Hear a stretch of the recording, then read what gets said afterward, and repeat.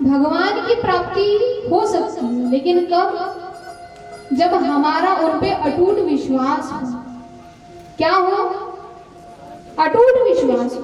लेकिन हमारा विश्वास ऐसा है क्या? अटूट नहीं है महाराज। हमारा विश्वास डगमगाते रहता है। बोले जो हमें चाहिए वो मिल गया तो भगवान है, और जो चाहिए वो अगर नहीं मिला तो अरे ये तो पत्थर की मूर्ति भर है। यही होता है महाराज। एक प्रसंग याद आ रहा है, हमने हमारे वृंदावन में संतों के द्वारा सुना है कि वृंदावन में एक संत हुआ करते थे। कौन हुआ करते थे? एक संत हुआ करते थे। बड़े भजन प्रेमी, बड़ा भजन किया करते थे बिहारी जी का, बड़ा भजन किया करते। और उनका एक नियम था, क्या? प्रतिदिन वृंदावन की परिक्रमा, 13 किलोमीटर की परिक्रमा है वृंदावन की। अच्छा, वृंदावन कौन कौन गए हैं? परिक्रमा किस किस ने की है? सभी ने की है, सभी को पता होगा। लेकिन महाराज आजकल जो हम वृंदावन देख रहे हैं ये आधुनिक वृंदावन है। क्या है? आधुनिक वृंदावन है। लेकिन कुछ वर्षों पहले वृंदावन कैसा था? तो बोले वाकई में वन ही था। वृंदावन कैसा था? बोले वाकई में वन ही था। बड़े बड़े पेड़ पौधे झाड़ियां। और आज हमारा वृंदावन कैसा हो गया? बोले ईंट सीमेंटों की इमारतें खड़ी हैं वहां पर। तो एक बात बताइए कि आधुनिक युग है, हमारा वृंदावन इतना डेवलप हो गया है, इतना बन गया है अच्छा, तो क्या हमारे धाम की महिमा उससे कम हो गई? हुई है?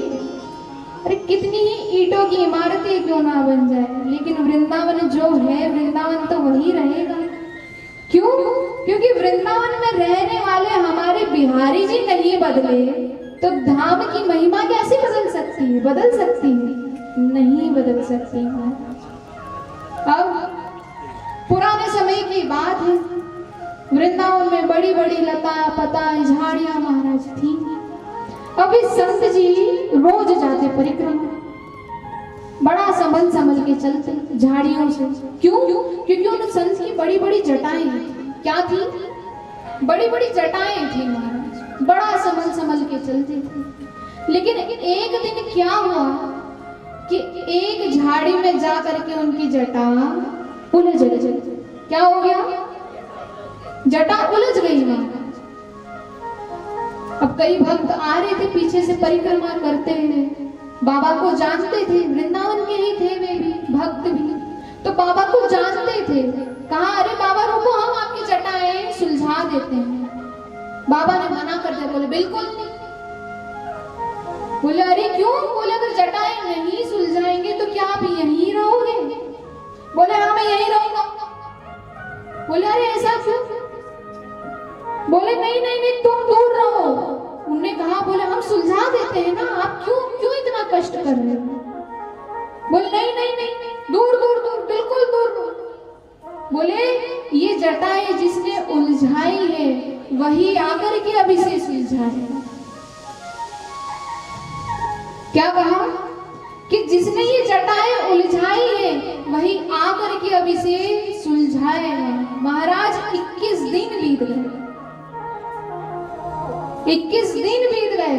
बाबा ने ना कुछ खाया न पिया, जटाएं उलझी हुई है महाराज झाड़ियों में, और वे वहीं बैठ गए महाराज। ना कुछ खाया, 21 दिन हो गए, ना कुछ पिया, बेहोश हो गए।